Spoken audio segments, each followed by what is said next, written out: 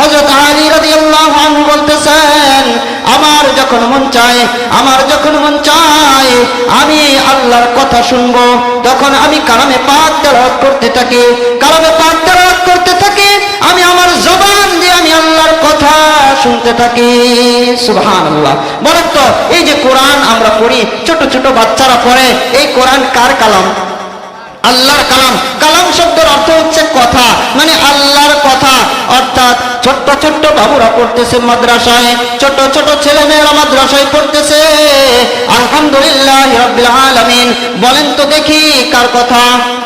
জোরে বলেন না, কার কথা? আর রহমানির রহিম কার কথা? আর রহমান কার কথা? ইয়াসিন কার কথা? কুল হুয়াল্লাহু আহাদ কার কথা? কুল হুয়াল্লাহু আহাদ কার কথা? ইন্না আ'তাইনাকাল কাউসার কার কথা? কার কথা? আল্লাহর কথা।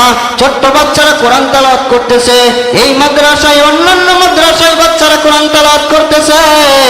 বাচ্চা ছোট হইতে পারে, বাচ্চার সমাজে দাম না থাকতে পারে, বাচ্চার সমাজে মর্যাদা না থাকতে পারে, কিন্তু সব দাম এই বাচ্চার জবান থেকে যা তেলাওয়াত হইতেছে, এই বাচ্চা যা তেলাওয়াত করতেছে তা কিন্তু ছোট নয়, তার দাম কিন্তু কম নয়, বরং বাচ্চার জবানে আল্লাহ কথা বলতেছেন। সুবহানাল্লাহ।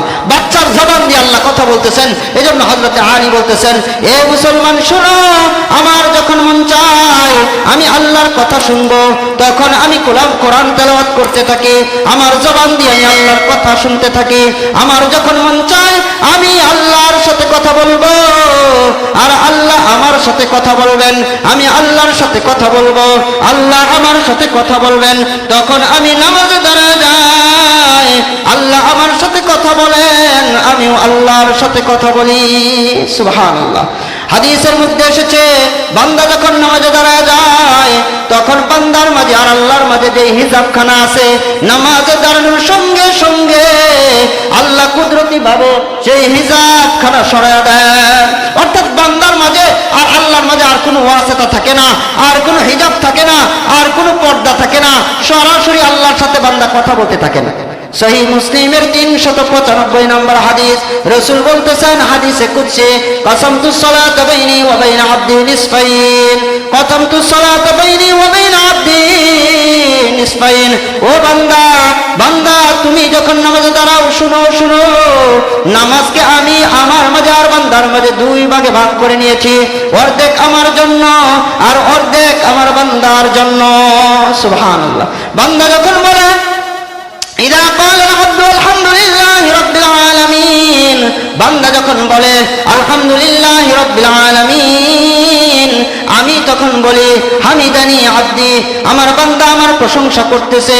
বান্দা যখন বলে আর রহমানির রহিম, আমি তখন বলি আথনা আলাইয়া আব্দি, বান্দা যখন বলে মালিক ইয়াউমিদ্দিন, আমি তখন বলি মাজ্জাদানি আব্দি, বান্দা যখন বলে ইয়াকা না'বুদু ওয়া ইয়াকা নাস্তাঈন, আমি তখন বলি হাদা বাইনি ওয়া বাইনা আব্দি।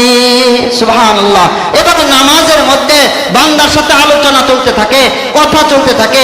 অন্য এক riwayate আছে, বান্দা যখন বলে আলহামদু, তখন আল্লাহ ডাক দিয়ে বলেন, ও বান্দা লিমানিল হামদ, কার প্রশংসা করো, কার প্রশংসা?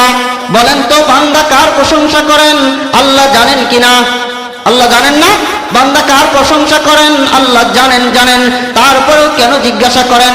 মুফাসসিরিনে কেরাম জবাব দিয়েছেন, শুনো শুনো শুনো, মা তো জানেন সন্তানের কি হয়, তারপরেও ছোট্ট বাবু যখন কথা বলতে শিখে, তখন মা বারবার বলে, বাবা বলো আমি তোমার কি লাগি, আমি তোমার কি লাগি?